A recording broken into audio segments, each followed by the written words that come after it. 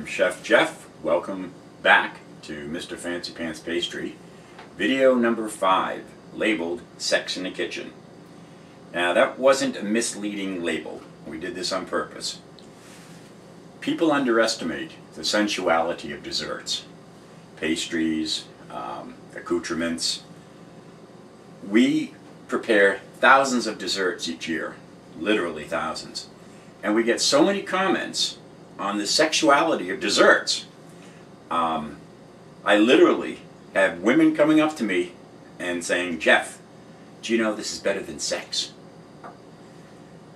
And I kind of look at the husband and go, well, I hope not. And my wife will get guys coming up to her and say, you know, this is as good as sex, Joyce.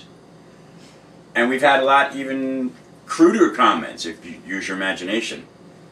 People really underestimate the power that a dessert has over people. A properly prepared dessert. It's very, very sensual. Just think of whipped cream, what you can do with it. I'll leave that up to your imaginations, where you can put it and when you can use it for. But it can be extremely sexy.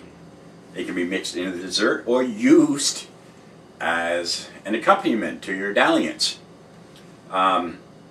Your chocolate sauces, what you can do with those, where you can put them, and how you can use it. But on the safe side, a well-prepared dessert is a very sexy thing to give to your lover or your other. Women, if you want your men to snuggle up to you and say thank you, just prepare them some either cream puffs, very simple, eclairs, a double chocolate devil's food cake, anything with chocolate, anything with creams, pastry creams. It gets a man going. Trust me, it really does. And we're going to be exploring some of that in some of the upcoming videos. In a way, we'll explain how sexy a certain dessert can be. We don't mean to be rude or crude, but it can really get your love life going. And gentlemen, if you would learn how to prepare one of these types of desserts for your wife, your lover, your better half, you might get thanks in a way you never expected. So trust me, give it a try. Today we're going to do one of the ultimate ones and one of the simplest of all. And we have people asking us, how do you do it all the time? And it's whipped cream. People go, oh, I don't bother with whipped cream, I use the can. Good God, no. Yeah, they use real cream, the cheapest cream in the world, and huge amount of sugar and salt. Oh, the stuff is horrible. And it's very simple to make a very good whipped cream. We're going to start off with a standard heavy whipping cream you can purchase in Stop and Shop, Shaw's, or whatever market you have wherever you live. We're going to use 1 cup of whipped cream, a 1/4 cup of confectioner's sugar, not granulated sugar, not table sugar. You want powdered sugar. Granulated sugar makes it gritty. You don't ever want to use that. And about a 1/2 teaspoon to a teaspoon of vanilla. That's the recipe, all right? Now the cream should be nice and cold. Put it in the coldest part of your refrigerator for a couple of hours to get it nice and cold. The bowl you're going to be using and the beaters, put them in your freezer for about 20 to 30 minutes. Get them ice cold. The biggest reason for failure with whipped cream is it wasn't cold enough. Everything should be cold. On a hotter day, or on a sweaty summer day or something, take your bowl you're going to be whipping and put it into another bowl filled with ice.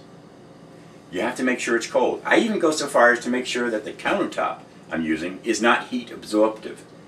In other words, it won't take away coldness or add heat to it. So I'll use a wood cutting board, or I'll put down a couple of oven mitts. They don't transmit heat one way or the other. Alright, so we're going to start off with a bowl that's been in the freezer for about a 1/2 hour. Very cold. And the beaters.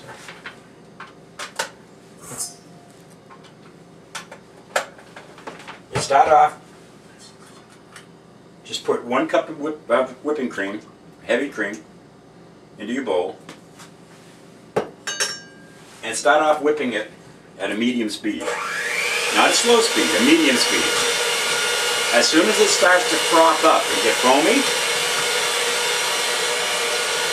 slowly add your sugar. If you do it all at once, it'll all puff up and you'll end up with a white face. Just keep going around and around. Once you have the sugar in there, add your vanilla. I said half a teaspoon to a teaspoon. And remember, I said vanilla can make or break a dessert. Always use a good vanilla. I'll start it back up. Now put it on high speed. It's going to take a few minutes.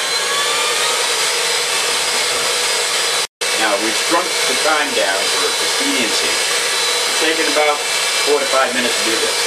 Watch it very closely. It will start to thicken up. You'll see it happen. Turn the beater down when it does. You do not want to overbeat it. This is the only real crucial part. If you overbeat it, you're going to turn into something similar to butter. Don't know if it's real butter, but that's what our grandparents used to churn the cream and make butter, or great-grandparents. So watch it very closely. What you want is to form peaks that don't fall over. Nice stiff peaks, but not clumped up.